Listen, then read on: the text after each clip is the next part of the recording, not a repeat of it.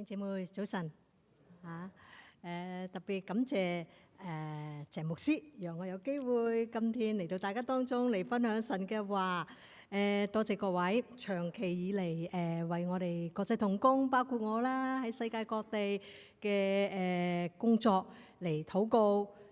最重要係你哋嘅犧牲，願意為我哋環球基金 Global Advance Fund 嚟奉獻，以致我哋能夠可以喺不同嘅地方能夠去傳揚福音。多謝各位。感謝主啊！我都好耐冇喺度過春節啦，好老實講。但係下個禮拜係啊，我好高興喎！今日我一入嚟咧，我見到真係令到我好開心。嗰個馬係嘛？個馬嘅頭部我特別喺度祝福大家馬年身體健康，主嘅恩典從天傾福於你哋同你哋嘅屋企人。感謝神。今天咧，我想透過大家可能大家當中好熟悉嘅一段嘅經文，就係五餅二魚嘅神蹟嚟探討一個問題：願意經歷神嗎？我哋一齊嚟禱告，可以嗎？感謝讚美主，讓我哋今天嘅清晨有個好溫暖嘅清晨，能夠嚟到你嘅殿中嚟敬拜你，好有意思嘅詩歌。願意我哋今天嘅清晨嚟聆聽你嘅話語。我特別喺呢個時候為住我哋當中勞苦擔重擔嘅人禱告。可能佢哋嘅身上都背住好多好多嘅重擔，好多嘅憂愁。我求主讓佢哋呢一刻就係呢一刻經歷你嘅安息，因為你講過，凡勞苦擔重擔嘅人可以到你這裏來，你就叫佢哋得安息，讓佢哋今天呢一刻與你相遇，能夠真正嘅經歷到安息。聽我哋禱告，奉主耶穌基督嘅名求，阿門。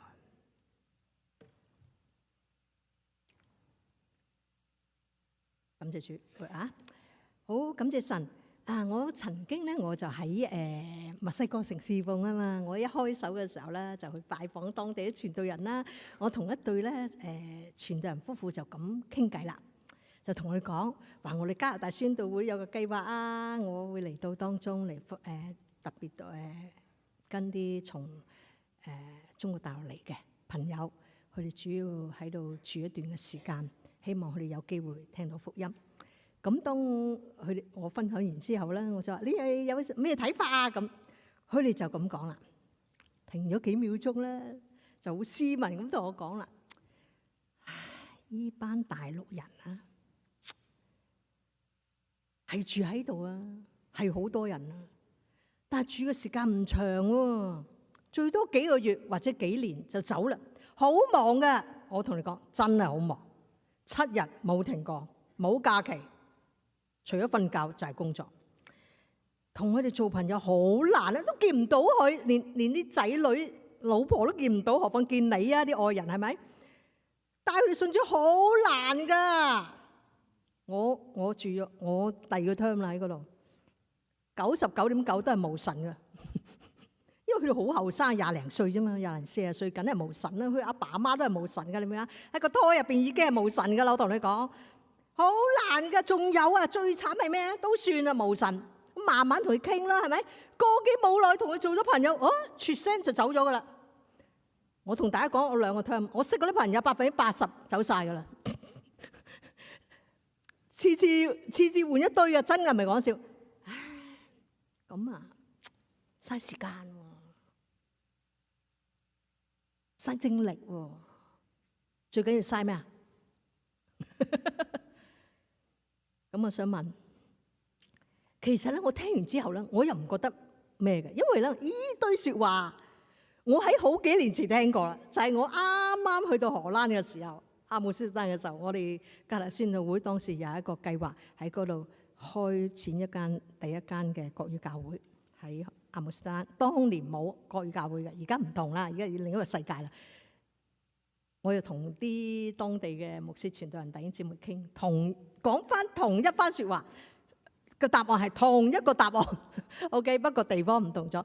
咁我哋會問一個問題：宣教係咪用宣教嘅價值係咪用 A、B、C 嚟評價嘅咧？咩叫 A、B、C 啊？好簡單 ，A 係咩啊？出席人數。所以點解點名？點名除咗梗係會有啦，因為政府規定嘛。出席人數。第二係咩啊？做教堂越起越大。我唔係講緊你間教堂啊，我唔係講緊你間教會。越起越大，最緊係最都算啦。最緊係乜嘢啊？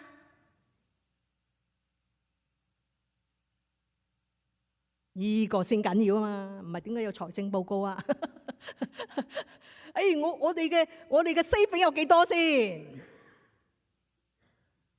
係咪用呢3樣嘢嚟評核有冇價值做一個宣教咧？啱啱多謝弟兄幫我哋讀呢段經文，就講到耶穌喺同一樣喺路加福音嘅9章之前，我哋未讀嘅，時間有限啦，所以我唔使讀咁多啦。9章嘅1到6節咧，耶穌就做咗一件事，佢咧就招聚佢12個門徒嚟，嚟，你哋去醫病講鬼講神天國嘅事情，佢就賜佢哋權柄就去啦。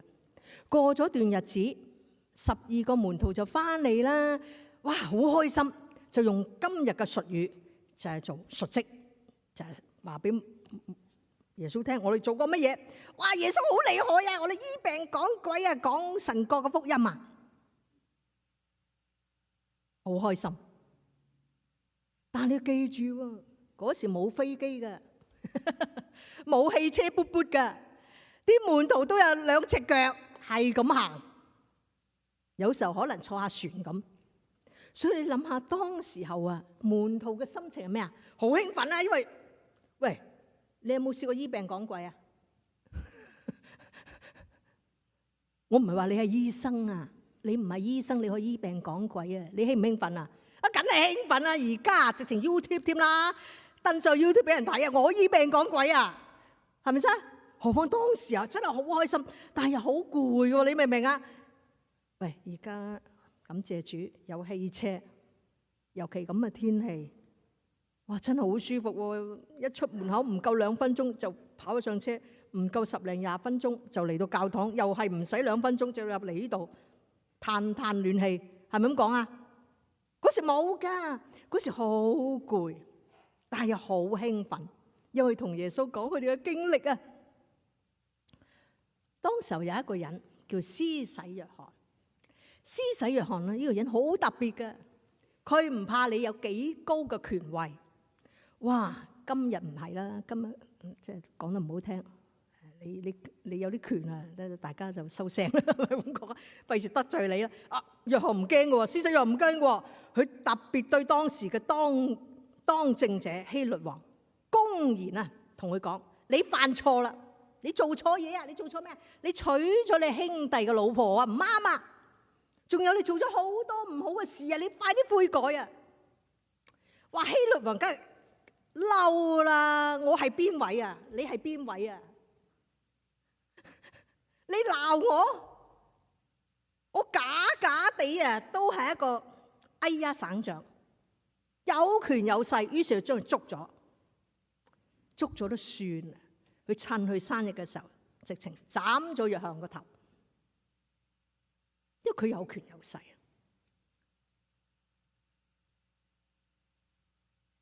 因為耶穌當時候已經有啲名望嘅，因為佢到處醫病講鬼，講論神國嘅事情，甚至佢門徒都做到啊。所以咧，當時冇 YouTube 冇 Messenger 冇呢啲嘢，佢哋都耶穌嘅名都傳到去希律嘅耳仔。嗰時候謠傳話呢個就係施洗約翰翻生。哇！喂，你唔係別人啊，你希律喎！哇，我斬咗佢啦，已經個頭都斬咗落嚟啦，唔會係復活啊？唔係咁，我哋對唔住啊，唔信耶穌人就會咁講啦，唔係咁猛啊嘛？我真係要去見下佢先。佢係乜水？佢都迷茫。耶穌你係乜水？耶穌因為佢聽到佢嘅忠心嘅僕人為咗公義嘅彰顯，命都冇埋，佢心靈真係好難過嘅。同時佢見到啲門徒亦好辛苦嘅，佢好體恤我哋嘅弟兄姊妹，佢知道我哋嘅難處，所以佢就諗住帶住啲門徒咧去退休會啦，去到伯賽大。但係嗰啲百姓咧，哇，蜂擁而至啊！去到耶穌去到邊就跟到去邊，去到伯賽大。你係門徒，你會點做啊？嗱，我做人咧好粗俗一句説話，要識做人啊嘛。假假地佢嚟咗啦。講幾句啦，即係 Hello，how are you doing？ 咁啊，say hello啦。啊，得閒嘅咁啊，醫好一兩個病啦。喂，攰啦，啱啱翻嚟咋？再約過啊？嗱，2個禮拜後同一地點、同一時間，慢慢醫。但係耶穌點啊？耶穌呢段經文11節咁講，耶穌就接待佢哋，向佢哋講論神嘅王國，醫好需要醫好嘅人。難道耶穌唔攰嗎？佢攰，身心靈都攰。難道佢唔想同門徒一齊好好傾下佢哋嘅經歷嗎？佢想。但係我哋嘅主耶穌卻甘願放棄佢嘅安舒嘅日子，同門徒一齊去服侍有需要嘅人。弟兄姊妹啊，根據我哋2024年加拿大宣道會嘅年報，直至到嗰時候，有84% 嘅加拿大宣道會嘅國際同工正在喺艱難同埋黑暗嘅地區去服侍我哋所謂嘅 hard and dark places。咩叫hard and dark places 咧？就講到咧話咧，好難攞到簽證。你知唔知呢個世界啊，好多地方都好難攞到簽證嘅。你攞到簽證，生活環境好差，我同你講，真係好差。水打開水龍頭啲水唔飲得嘅，洗菜都危險。醫療設備更加唔好講，冇呢啲嘢嘅。咩叫做黑暗嘅地方啊？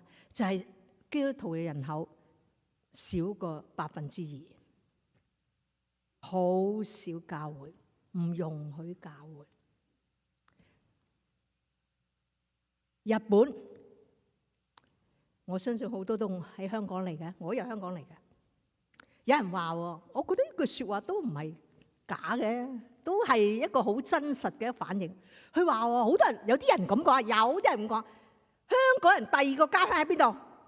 日本。我相信啊，平均啊，唔好講大家，香港人啊，少過1%冇去過日本。至少有一個啊，至少去過一次。但係大家知道嗎？日本梗係靚啦，我都好中意日本㗎，又先進，嘢食啊唔好講啦，啲櫻花簡直係 perfect 啊，係咪啊？個富士山真係靚到冇得頂。但係你知道嗎？你知唔知啊？直到今日，日本又被稱為咩啊？宣教士嘅墳墓。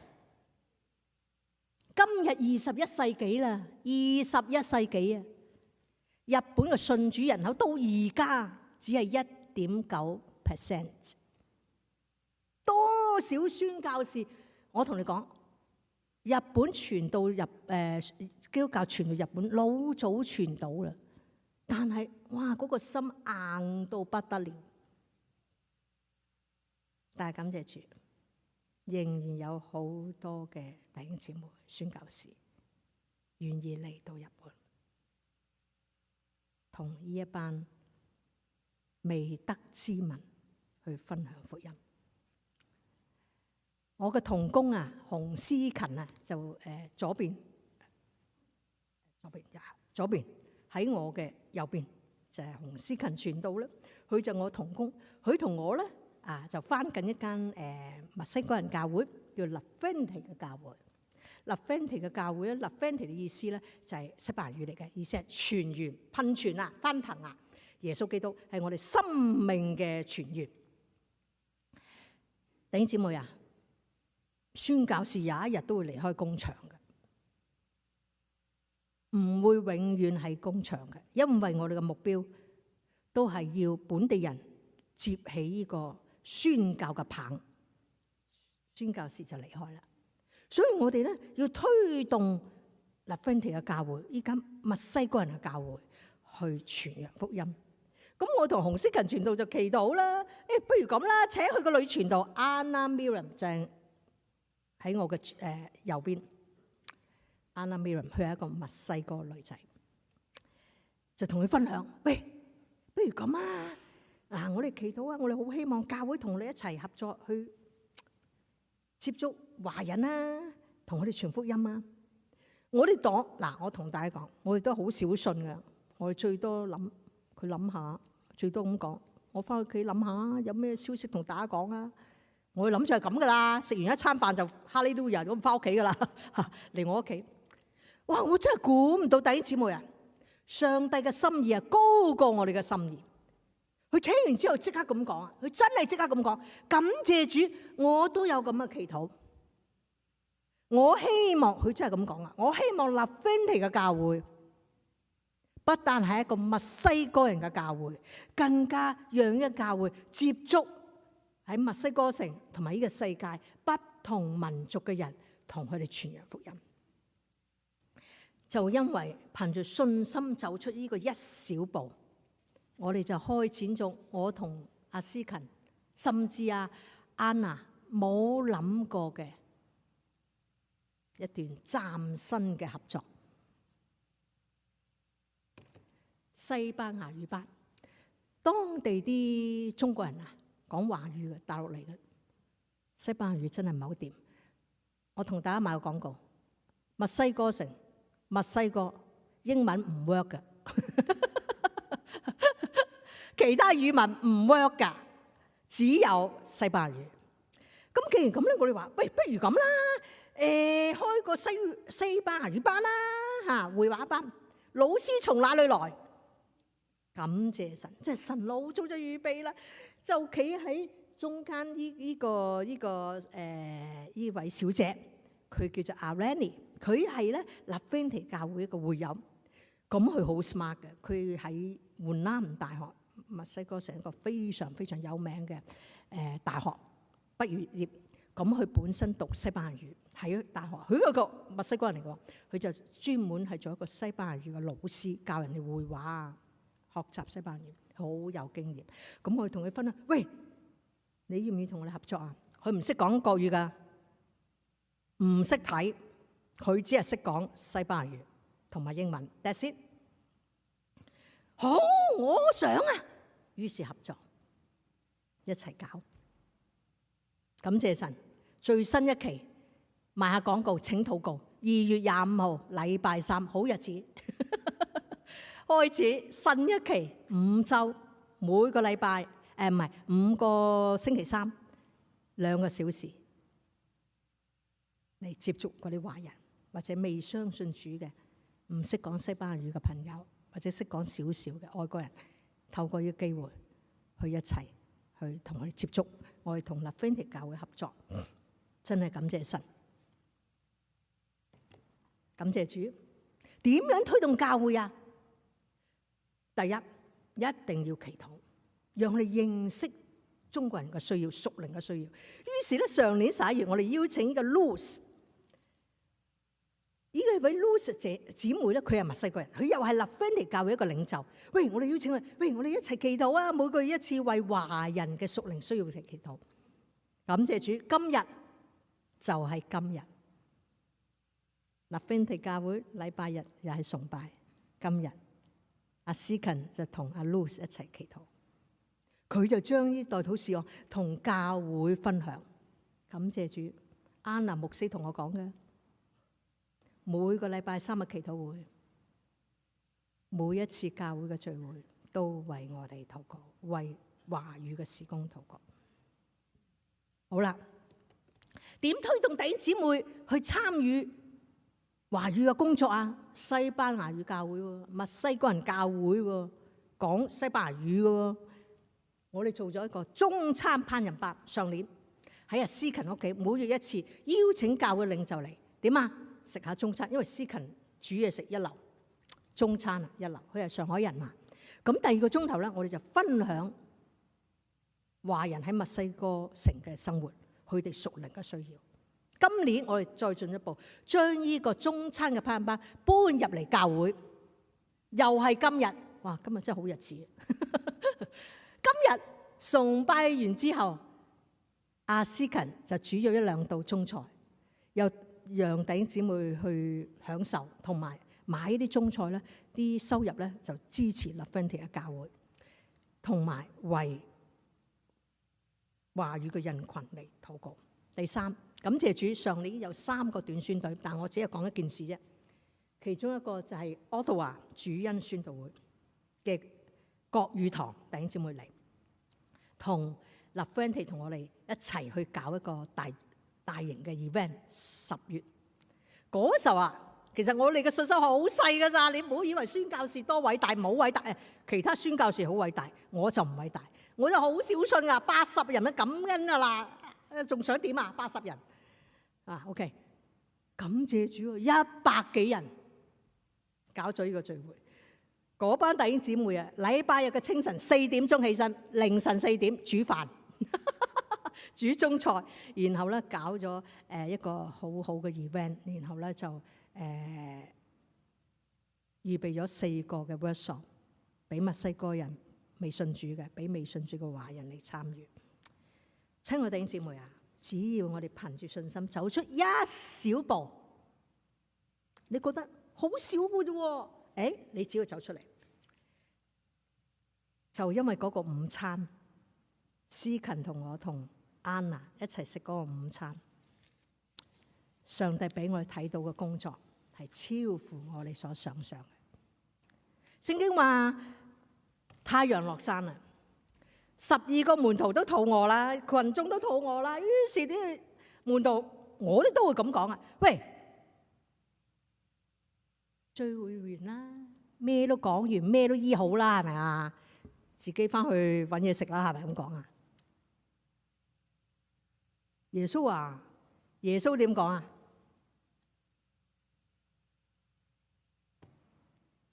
你哋俾佢食啦。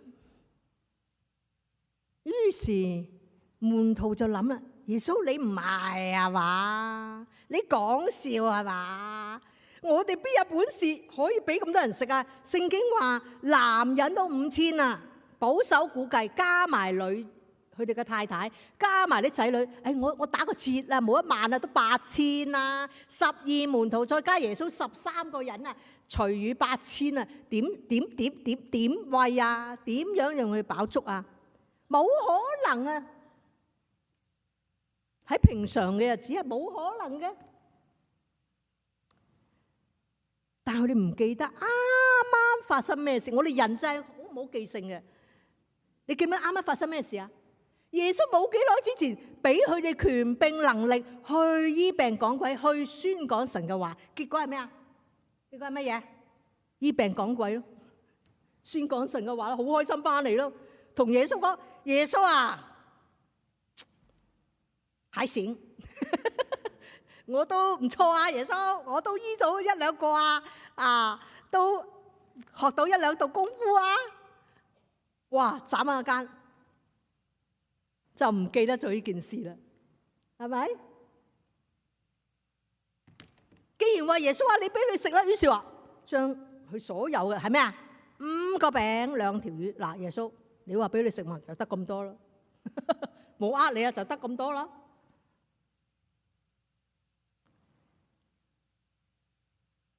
弟兄姊妹啊，當門徒只係睇重自己嘅時候，忘記咗自己可以醫病趕鬼、分享神國嘅事情，全係因為耶穌俾佢哋能力。弟兄姊妹啊，當人唔睇耶穌，只係睇自己，睇周圍環境嘅限制同埋困難，宣教就變得不可能實現嘅夢想。我再重複一次，當人只係見到自己，見到周圍嘅有限，宣教就變成乜嘢呢？講台嘅一篇講章，走唔出去嘅，因為冇可能。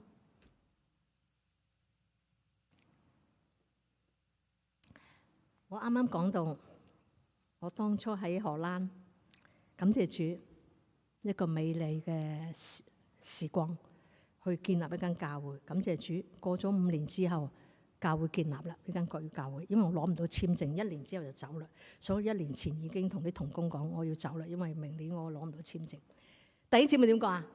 哎呀，你唔走得噶，走咗教會就冧噶啦！呢句說話咪好熟啊？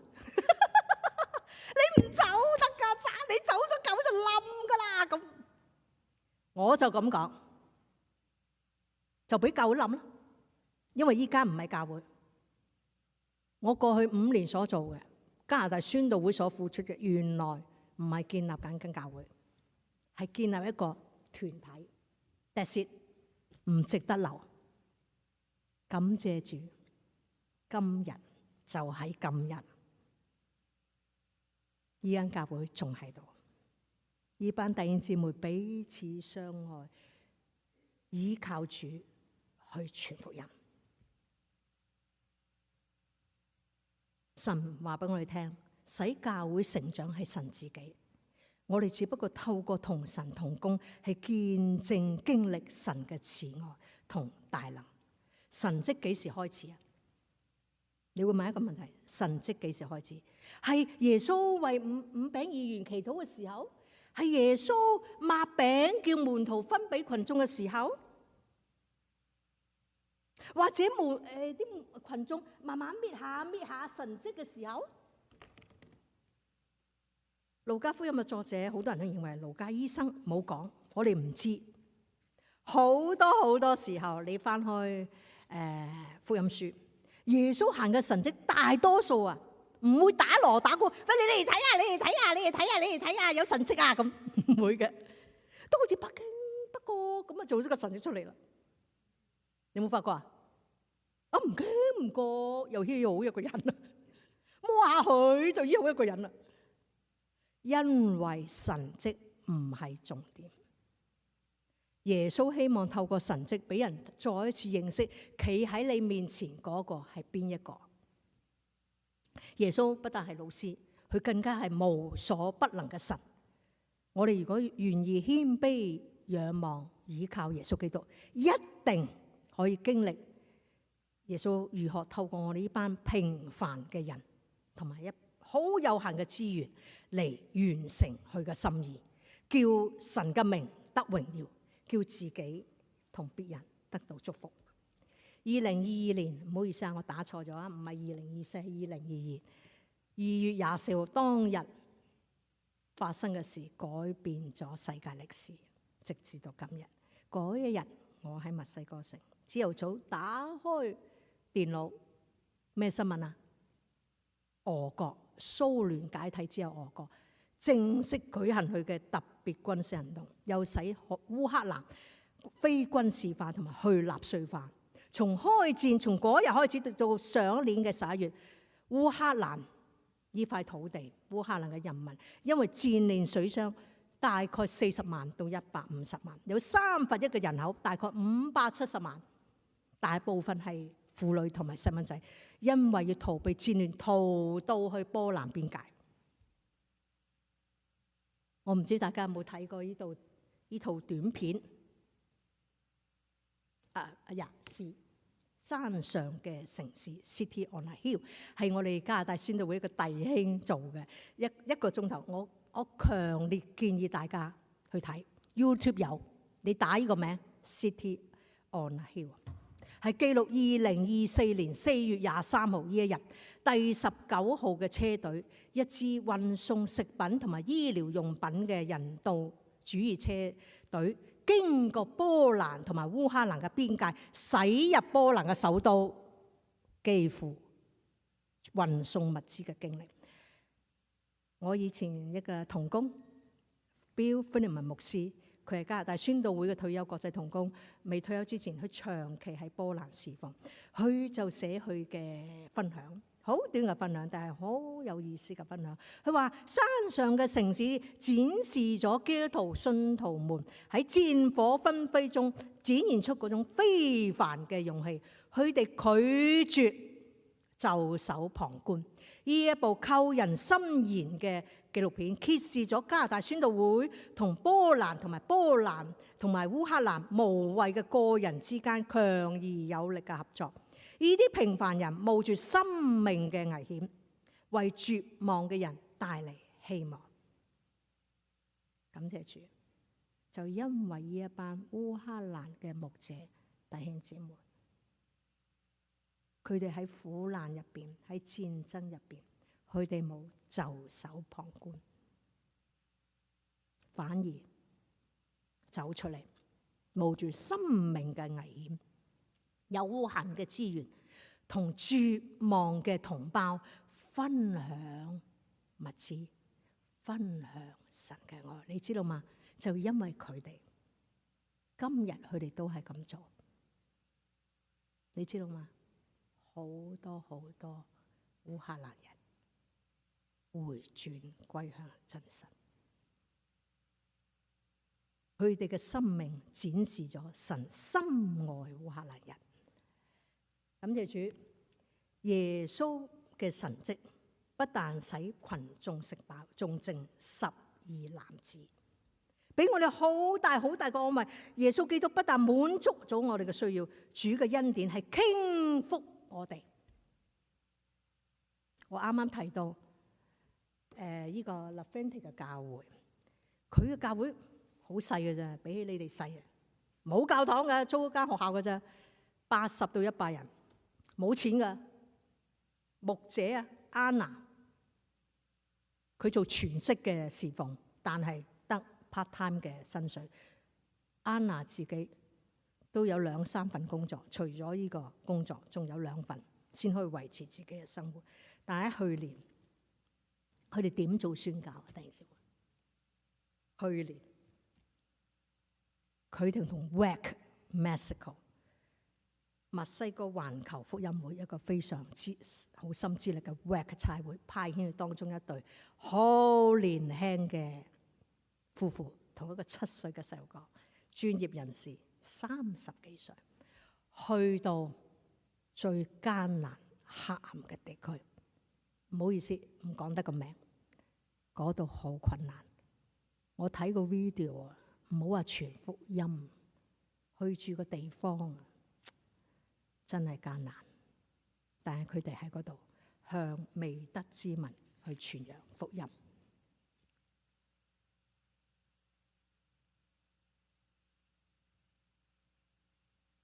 佢哋點樣去支持佢哋啊？不但為佢哋祈禱，仲同佢哋 fundraising 籌款，用盡所有心思啊！主耶穌賣嘢奉獻，總之就籌錢俾佢哋。同呢對夫婦去同行。弟兄姊妹啊，我哋從5餅2魚思考我啱啱開始嘅題目，如何去經歷？你是否願意經歷神嘅恩典，佢嘅慈愛？或者我哋從教會嘅角度去睇，多唔多雜夫文環宣道會願意經歷神啊？耶穌基督俾我哋嘅大使命，不但俾門徒，更加俾我哋每一個人，天上地上一切權柄都賜俾我啦。所以你哋要去使萬民作我嘅門徒。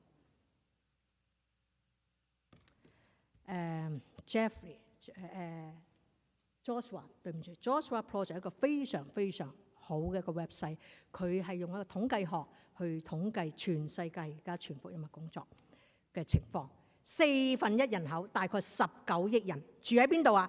住喺基督徒人數少於1/1000嘅族群入邊，被稱為邊疆嘅民族 （frontier people groups），幾乎係冇福音傳播嘅社群。弟兄姊妹啊，弟兄姊妹，大家聽到啦，19億人啊，冇聽過耶穌基督嘅名字。我哋有咩回應啊？透過5餅2魚嘅神蹟，要經歷神嘅慈愛。第一步要點做啊？甘願放棄自己安舒嘅日子。好多人話：我哋咁多年都係咁做啦，變乜嘢啊？繼續就咁啦，還可以啦，差唔多啦，我哋已經做得唔錯噶啦，比起其他人。但耶穌點講啊？你哋俾佢哋食，冇啊！耶穌，我哋得5餅2魚咋？但係呢個神蹟正正咁樣提醒我哋，係啊，我哋得5餅2魚咋，冇錯，事實就係咁啦。但係點樣可以參與喺艱困同埋黑暗嘅地區呢？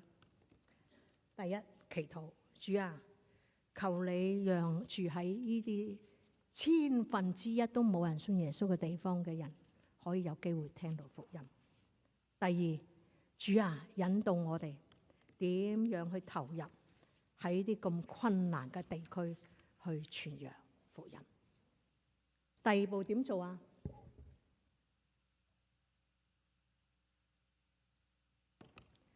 去謙卑倚靠神。當我哋要學習謙卑倚靠神，第一樣要學嘅就係面對自己嘅不足同埋困難。冇人話俾你聽嘅，謙卑倚靠神你一帆風順。冇嘅，聖經從來冇講啊，冇講。我仲記得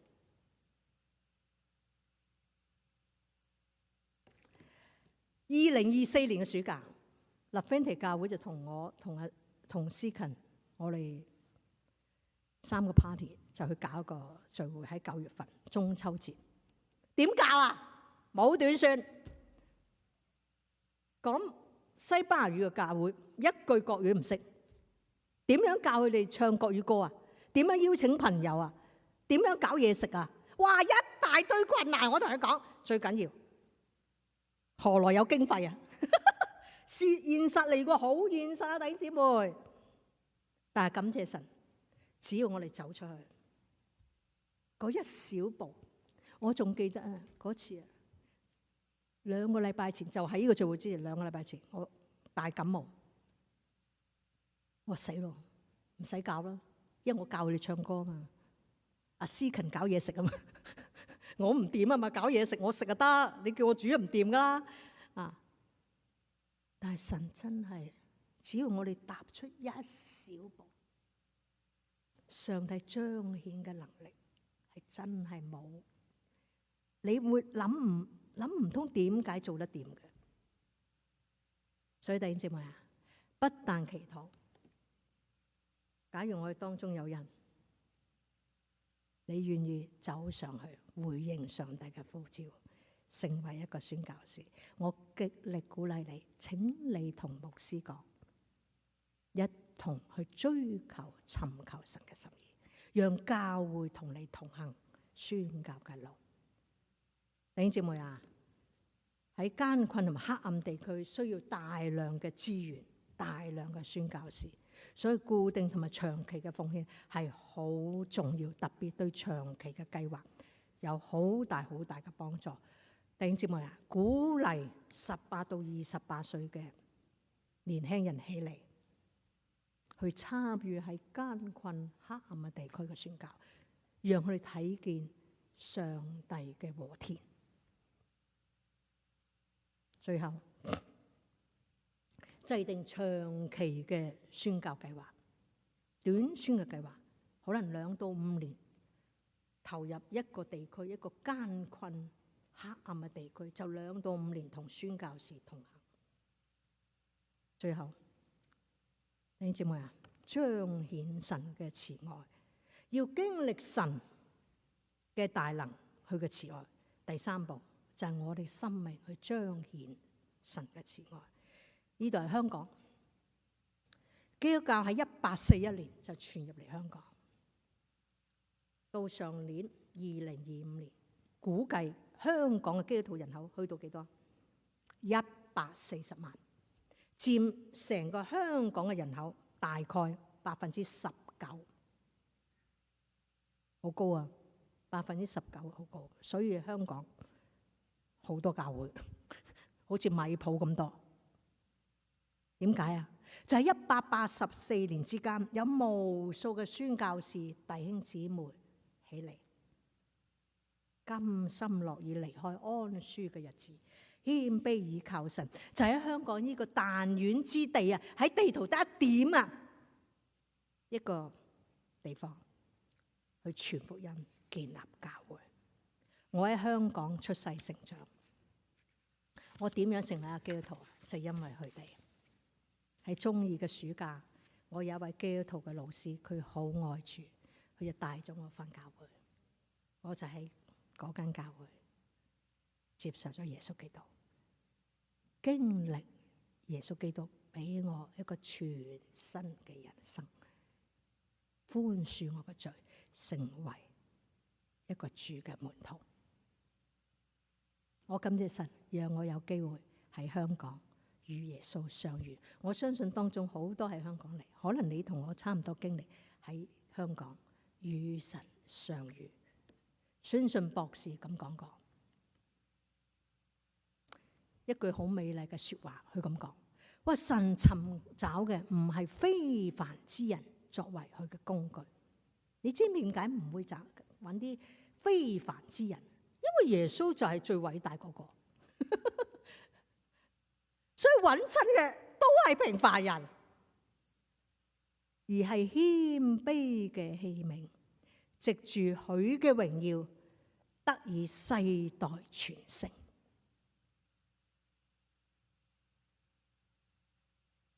請問多倫多澤富文環宣道會嘅弟兄姊妹啊，眾同工，你哋是否願意甘願放棄安舒，成為謙卑嘅器皿，藉住參與喺艱難同埋黑暗地區嘅福音工作，讓更多人，讓19億人，